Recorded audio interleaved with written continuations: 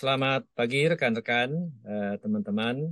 Pagi ini, Good Morning Indonesia with Poetry kedatangan seorang tamu, seorang ilmuwan Indonesia, Bapak eh, Mulyoto Pangestu. Selamat pagi Pak Mulyoto, apa kabar? Selamat pagi Pak Anton, selamat pagi juga untuk penonton Good Morning Indonesia dimanapun berada, penonton dan pendengar ya. Ya, Selamat ya. berjumpa. Terima kasih. Ya, seperti Pak Mulyoto ketahui, pepatah di Indonesia mengatakan, manusia hanya bisa merencanakan dan Tuhan memutuskan. Seberapa banyak pepatah ini berlaku dalam kehidupan Pak Mulyoto sendiri? Terima kasih Pak Anton. Saya kira pepatah ini cukup relevan dengan saya ya, dan cukup banyak hal yang terjadi pada diri saya, di mana yang paling mudah adalah mengapa saya sampai berada di Australia. Saya seorang pegawai negeri, dikirim ke sini sekolah sebagai pegawai negeri, tapi karena suatu keadaan, saya akhirnya tinggal di Australia dan itu sama sekali tidak pernah saya bayangkan sebelumnya begitu ya. Memang rencananya bercita-cita berkarir di Indonesia dan sebagainya, tetapi karena keadaan ya di saat itu, maka saya mendapat permanen residen, akhirnya ya tinggal di Australia sampai sekarang gitu ya. Hmm. Gitu. Hmm. Baik, seperti masyarakat Indonesia ketahui Bapak Mul adalah seorang ilmuwan Indonesia yang bekerja di laboratorium ya, Ya, yang berkaitan dengan bisa dikatakan human cloning. Nah, tolong eh, jelaskan apa itu sebenarnya cloning itu. baik, terima kasih Pak Anton. Ya, saya tidak bekerja dalam human cloning ya, tetapi saya memang bekerja di bidang reproduksi. Dan salah satu cara bereproduksi itu adalah dengan cloning. Ya. Cloning itu sendiri sebetulnya bukan satu hal baru bagi kita manusia ya, karena kalau kita berbicara cloning secara umum, maka kita sudah melakukan cloning itu pada spesies lain, misalnya pada tanaman, ya, pada mikroba dan sebagainya, tanpa ada masalah yang istilahnya heboh gitu ya. Masalah cloning menjadi heboh ketika lahir Dolly di tahun 96 ya. Karena apa? Karena kita bisa membuat semacam fotokopi ya dari satu individu menjadi individu baru. Nah, jadi cloning itu pada dasarnya adalah memfotokopi individu yang ada dan menjadi satu individu baru dan individu baru dan tidak hanya yang masih ada, termasuk yang sudah meninggal pun atau sudah mati, seandainya setelah kematian kita rawat dengan baik, ada jaring yang kita ambil, maka dia juga bisa kita cloning, kita fotokopi. Dan Hmm. saat ini kalau kita berbicara di luar Australia, di luar sudah ada beberapa lab yang memberikan layanan cloning secara komersil, misalnya di Korea. Jadi kalau kita punya hewan kesayangan, kemudian hewan itu mati, maka kita ambil sedikit jaringannya dari hewan itu, kemudian akan kita apa namanya? Kita buat individu baru yang secara fisik memang mirip dengan hewan yang sudah mati itu. Hmm. Gitu. Hmm. Jadi memang memang teknologi cukup cukup menarik gitu ya. Artinya bisa Ya, membuat seseorang apa istilahnya ya eh apa namanya ya membuat sesuatu yang baru gitu ya. Dan sekarang ini hmm. teknik cloning sudah dikembangkan cukup banyak ya. Jadi pada hewan ternak, pada hewan model ya sudah cukup.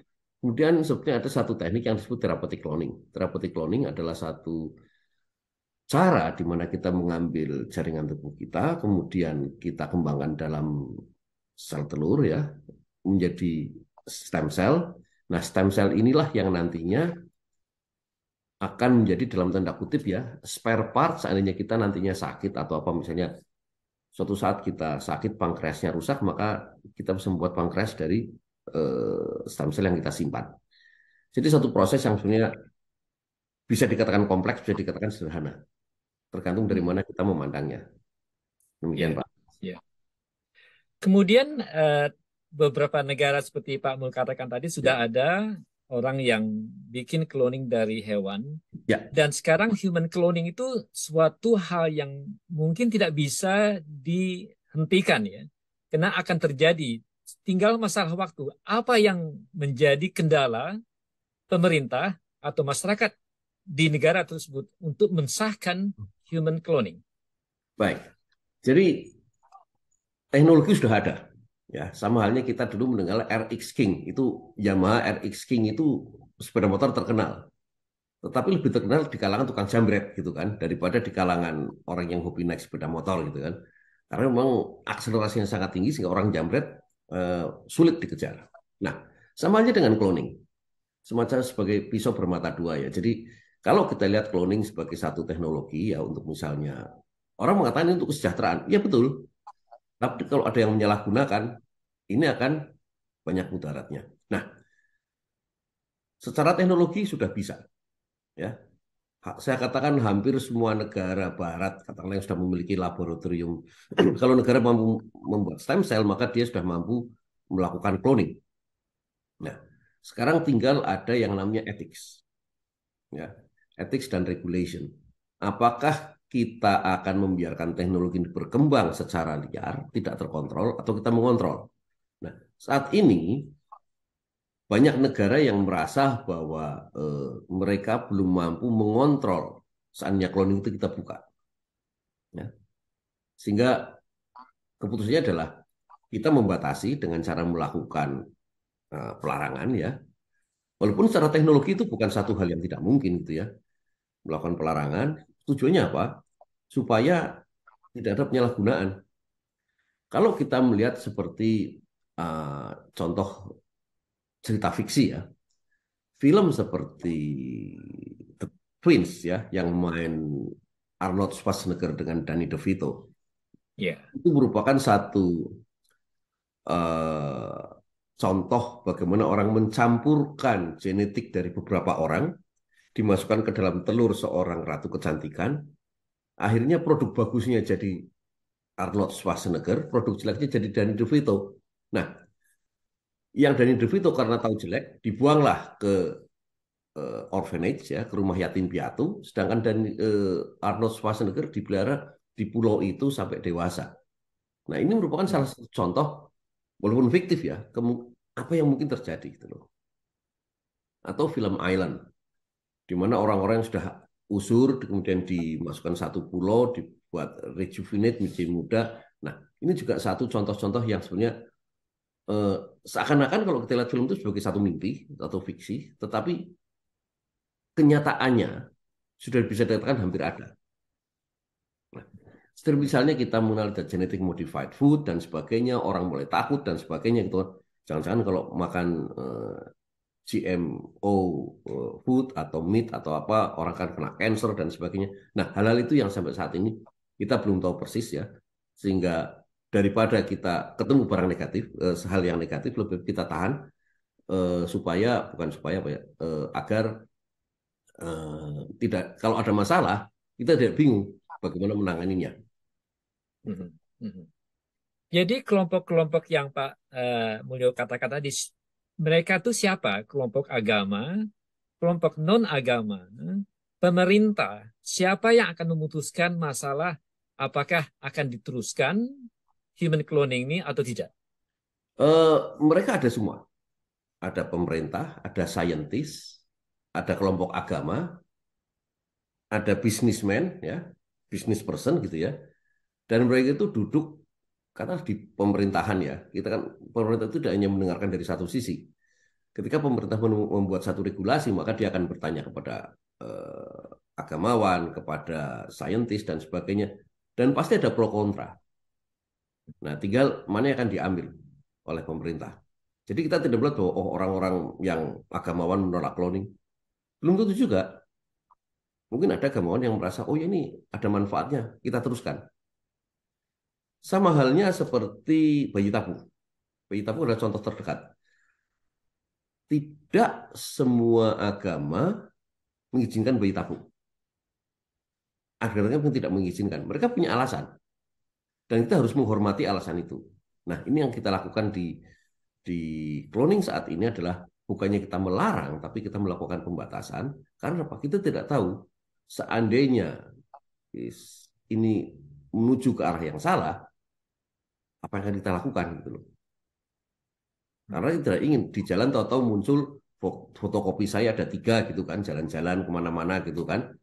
Atau ada yang menganggap bahwa kalau kita membuat spare part maka dianggap tidak manusiawi karena saya membuat satu individu hanya untuk suku cadang diri saya kalau saya sakit, menunjukkan bahwa ini kok apa ya, egois atau individual sekali gitu kan. Nah, hal ini yang banyak menjadi pertimbangan bagi orang-orang yang akhirnya memutuskan sebaiknya cloning ditunda dulu, tidak dibuat terbuka gitu. Menarik ya kalimat Pak Mulyoto ya. Untuk saat ini ditunda dulu. Tentu untuk yang akan datang itu pasti akan terjadi.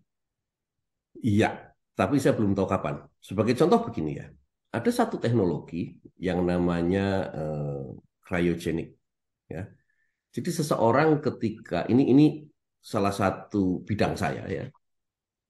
Cryogenik adalah satu cara di mana kita bisa menyimpan makhluk hidup ya atau organisme hidup selama-lamanya di dalam liquid nitrogen yang suhunya minus 196 derajat Celcius. Ya.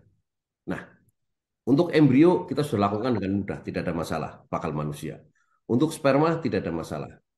Sel telur manusia tidak ada masalah. Itu menjadi satu proses yang rutin. Pertanyaannya adalah, mungkinkah kita melakukan pembekuan untuk seluruh tubuh manusia? Di Amerika sudah ada satu company yang namanya Cryonics ya, parent company-nya Alcor, dan mereka akan buka cabang di Australia di daerah Holbrook, New South Wales. Jadi kalau seseorang sakit, kemudian obatnya belum ada, maka orang itu akan dibekukan, suspended animation, seperti tidur. Tidur, kemudian nanti ketika obatnya sudah ketemu, orang itu akan dibangunkan lagi, dihidupkan lagi. Sama ini seperti saya membekukan embrio 2 sel atau blastosis, saya simpan di liquid nitrogen, nanti kira-kira ada yang nggak seminggu, kadang 2 tahun, 3 tahun, malah ada yang sampai 30 tahun kemudian, kita transfer ke siapa yang akan menerima, orang tuanya atau wanita lain atau kalau sapi betina lain gitu ya. Dan dia akan tumbuh menjadi satu individu normal. So, kalau melihat ini kita sekarang bermain Frankenstein gitu, playing God gitu kan. Tetapi this is technology. Ketika saya belajar hal ini tahun 94 gitu ya, saya merasa I've been playing God gitu kan, bermain Tuhan-Tuhanan. Teman saya bilang, pernah baca surat Al-Kahfi enggak? Saya bilang, ya saya kalau baca mau baca aja apa tafsir dan sebagainya, ya tahu saya anggap cerita gitu. Terus lebih dalam ternyata dalam Quran pernah ada cerita surat Al-Kahfi, orang masuk gua tidur 300 tahun. Bangun lagi normal, hidup gitu loh. Jadi saya katakan this idea, an ide gitu ya awalnya. Tetapi orang kan katanya melihat itu kan cuma cerita di Quran saja gitu kan. Tapi kita melihat kenyataan sekarang, it is not impossible bahwa cerita yang ada di Quran itu akan menjadi kenyataan, suatu saat akan menjadi kenyataan. Itu. Jadi kalau cerita seseorang masuk gua dan tidur selama 300 tahun, tertidur, orang itu hanya merasa tertidur, ketika bangun, tubuhnya tidak mengkerut, tidak rusak, bajunya masih utuh, kita akan berpikir bahwa, oh, dengan teknik cryopreservasi, sama persis. Embrio kita masukkan, sekarang tahap blastosis, sekian tahun kemudian, atau sekian hari, sekian minggu, sekian bulan, sekian tahun kemudian, kita keluarkan, kita tanam ke dalam rahim, hidup, normal, jadi bayi. Inilah contoh kecil bagaimana kita mengapa ya, bukan mengimplementasikan ya, realisasi dari apa yang dituliskan dalam surat Al-Kahfi itu. Tapi sekarang yang menjadi permasalahannya, apakah surah yang ada di Al-Quran yang bernama surah Al-Kahfi itu ada di kitab-kitab agama lain? Saya lihat tidak, ya, tidak ada. Jadi ini satu hal menarik gitu ya. Makanya karena saya orang Islam ya, jadi saya hanya melihat dari satu satu sisi saja kan. Saya tidak berusaha melihat ke agama lain. Nah ini yang menjadi satu apa katakanlah ya penenang bagi saya. Bahwa apa yang saya lakukan bukan playing God gitu kan. Artinya oke, di dalam Quran ada sesuatu, so mungkin saya harus merealisasikan, membuat satu kenyataan apa yang ada di Quran diceritakan demikian. Oh, ini kenyataannya begini, gitu loh. Karena ya itulah gitu loh. Jadi cloning memang kalau kita bertanya apakah ada di Quran, saya ya orang banyak cari-cari ceritanya bagaimana gitu kan. Tetapi saya tidak melihat dari sisi itu karena saya juga melihat bahwa kita manusia belum siap dengan seandainya terjadi satu hal negatif dari hasil cloning itu. Hmm. Jadi di masa yang akan datang itu penduduk populasi di dunia akan terdiri dari manusia yang lahir dari rahim seorang ibu dan bapak, kemudian ada robot, kemudian ada human cloning. Tiga macam secara ringkas bisa dikatakan penduduk di masa yang akan datang. Kalau saya katakan itu ya sebagai contoh begini. eh Kalau berbicara manusia memang belum ya, tetapi kalau berbicara makhluk hidup yang ada di dunia, sudah ada artinya makhluk hidup yang normal seperti kita ya, bapak ibu kita melakukan hubungan seks, kemudian ibunya hamil, lahir kita. Ada lagi mungkin seperti sapi hasil embrio transfer atau anak hasil surrogate mother di mana bapak ibunya tidak bisa ibunya tidak bisa hamil, kemudian bapak ibunya melakukan proses bayi tabung, kemudian embrio yang dihasilkan ditanam di rahim wanita lain. Ini juga satu hal lagi. Atau tadi betul jadi ada robot, ada hasil cloning. Jadi kita sudah sebenarnya secara apa yang ada di dunia kita sudah sampai ke tahap itu. Ya, hanya kita tidak pernah mengatakan secara terbuka bahwa oh ini sapi hasil cloning. Ada memang anjing hasil cloning ada. Robot kita pergi ke toko sekarang tinggal pencet-pencet datang itu robot mengantarkan makanan. Iya, Atau dengan iya, artificial intelligence dan sebagainya. Tapi paling tidak robot itu sudah sangat membantu gitu kan. Ada yang bisa kita di rumah kadang pakai vacuum cleaner robot. Kita pencet, dia jalan di rumah, kita tinggal pergi, pulang rumah sudah bersih gitu kan. Dia tahu mana yang harus dibersihkan, mana yang tidak, mana yang ditabrak.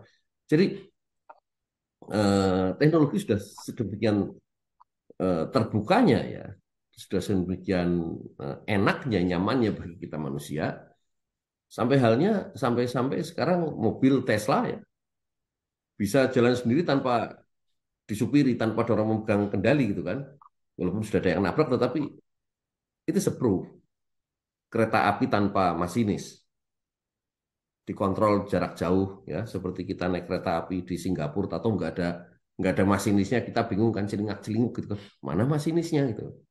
Nah, ini merupakan satu kenyataan yang harus kita terima ya bahwa teknologi itu sudah sampai sebegitu jauh gitu loh. Kalau kita masih berpikir bahwa itu kan cuma nantinya kan ya masih ada orang yang berpikiran bahwa robot itu satu khayalan gitu ya. Tetapi ya tergantung dia mintanya robot itu yang seperti apa gitu kan.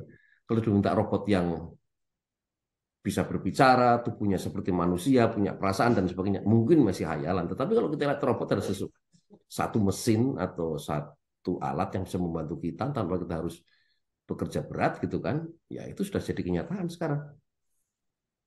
iya. Kalau Pak Mul tadi mengatakan Tesla ya, teknologi sejauh itu masih bisa dimengerti, ya. Jadi pikiran manusia secara umum masih bisa melihat itu suatu kemungkinan yang tidak akan lama lagi.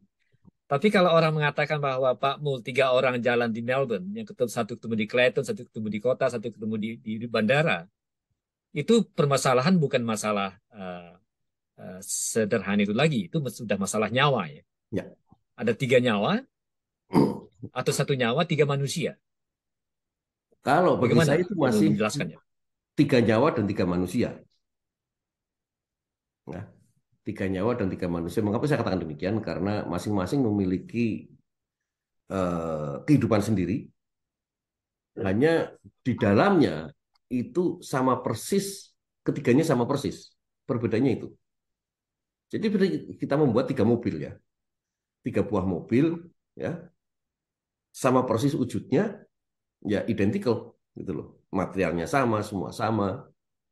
Ya sudah itu. Jadi kita tidak bisa mengatakan oh itu nyawanya 1, orangnya 3 atau bagaimana tidak. Tetap tetap itu merupakan 3 nyawa dan 3 orang Jadi misalnya begini, saya punya 3 mobil sama gitu kan. Kemudian plat nomornya saya pindah-pindah. Hari ini plat nomor sini sini bisa. Tapi saya juga bilang, wah nanti kalau mobil ini rusak, sepertinya saya ambil dari mobil sebelah gitu kan.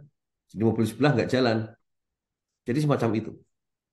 Jadi ketiga-tiganya bisa jalan, ketiga-tiganya ya normal. Tetapi ketika salah satu ada kerusakan, ini satu harus dikorbankan ini. Yang mana nih katanya kan? Oh yang ini saja kita ambil, ambil spare part. Sehingga satunya nggak jalan gitu kan. Karena untuk memperbaiki yang mobil utamanya ini. Itu. Jadi secara ringkasnya demikian. Kemudian dalam ajaran agama Islam atau kelompok-kelompok tertentu di masyarakat, Hmm. konsep tentang roh itu kontradiksi dengan apa yang akan terjadi dibentuknya manusia dari human cloning. Ya. Jadi Apakah begini, kita menunggu? Silakan. teruskan dulu Pak Anton. Ya, artinya apakah harus menunggu pikiran masyarakat untuk maju bisa mengikuti perkembangan ilmu, atau apakah mungkin itu bisa terjadi sejauh itu masyarakat bisa mengikuti perkembangan teknologi yang begitu cepat? Ya. Apakah masyarakat bisa menerima? Apa kecepatannya sama dan hampir bisa dikatakan tidak bisa mungkin sama kecepatan cara berpikir masyarakat dengan kecepatan majunya teknologi. Ya. Jadi begini, eh, secara umum kita tidak akan pernah setuju kalau membunuh seseorang untuk diambil suku cadang ya, atau harus kita kan ada donor ginjal, donor apa itu semua masih dalam keadaan voluntary dan dalam keadaan non komersial, tidak ada commercial attachment dan sebagainya gitu kan. Itu sudah agreement seluruh dunia. Nah, kalau misalnya saya punya fotokopi diri saya, tentunya eh, apa namanya kita apa istilahnya ya cloning saya, misalnya sudah 40 tahun kan, maka klon saya umurnya tidak akan sama. Kalau saya membuat klon saat umur 40 tahun, maka klon saya umurnya masih 1 tahun ketika jadi. Jadi umur saya 41, klonnya 1 tahun. Kalau semua lancar gitu kan. Kalau saya umur 50, klon saya baru 10 tahun. Nah, itu. Yang kedua adalah ada alternatif yang akhirnya secara teknologi kita menemukan kita tidak perlu membunuh seseorang atau tidak perlu mengambil organ dari seseorang, tetapi sebelum sel yang kita kembangkan menjadi individu, maka kita konversi menjadi yang kita kenal sebagai stem cell. Nah, stem cell ini adalah sel yang akan bisa berkembang menjadi apa saja, asalnya dari tubuh kita ya. Nah, suatu saat nanti stem cell ini bisa kita jadikan suku cadang, misalnya pankreas saya rusak. Maka stem cell ini kita set untuk menjadi pankreas. Paru-paru saya rusak, kita set untuk menjadi paru-paru. Atau hati saya rusak, liver saya rusak, kita set jadi liver. Nah, sehingga kita tidak perlu membunuh. Ya. Nah, disinilah istilah cloning itu berhenti pada sebelum si sel ini menjadi manusia, menjadi individu yang utuh. Nah, mengapa demikian? Kita berbicara pada konsep agama. Ada agama yang mengatakan bahwa kehidupan atau nyawa ruh dimulai ketika terjadinya pembuahan. Dalam Islam dikatakan setelah 120 hari. Nah, di sinilah terjadi perbedaan. Konsep bahwa kalau yang mengatakan bahwa pembuahan terjadi pada saat terjadi pembuahan, nyawa individu terjadi saat pembuahan, maka setiap kali kita membuang embrio akan dianggap pembunuhan terhadap makhluk hidup. Dalam konsep Islam, ya belum, mesti 120 hari lagi nunggu. Gitu loh. Sehingga ketika pemerintah Victoria beberapa tahun yang lalu mengubah syarat aborsi dari berapa menjadi 4 bulan, yang demo banyak karena kelompok pro-life menganggap bahwa sejak terjadi pembuahan terjadilah kehidupan. Tapi mungkin pemerintah Victoria mengubah, oh ini jadi 4 bulan dengan alasan keamanan dan sebagainya. Dalam Islam sendiri konsepnya kehidupan dimulai ketika sudah 120 hari. Nah, disinilah. Namun kadang-kadang kita juga harus kompatibel dengan apa istilahnya ya, apa yang ada di luar, sehingga akhirnya kita oh janganlah kalau ini dibuang nanti kriminal dan sebagainya. Nah, hal semacam ini yang harus kita pahami bersama ya. Memang kita memahami perbedaan pendapat, perbedaan pemikiran, perbedaan konsep gitu ya. Tapi yang kita cari adalah kita membangun satu titik temu yang bisa diterima oleh semuanya. Kita kompromis. Demikian, Pak Anton. Jadi untuk saat ini masih banyak dampak buruknya dibandingkan Dampak dampak buruk. positif. Masih banyak penundaannya, pembatasannya, karena kita belum tahu apa dampak buruknya. Mhm. Dan masyarakat belum siap. Masyarakat belum siap. Artinya masyarakat dan pemerintah dan regulasi, saya rasa itu belum siap untuk hal ini. Pak Mul, kita akan sambung di episode kedua ya, karena topiknya betul-betul pelik ya, dan ruwet dan super kompleks ya. Ya, Jadi kita karena akan sambung dalam episode kedua. Sekali lagi terima kasih Pak Mul atas waktunya dan selamat siang atau salam diaspora, salam 24 jam. terima kasih Pak Anton. Sampai jumpa lagi. Sampai jumpa lagi.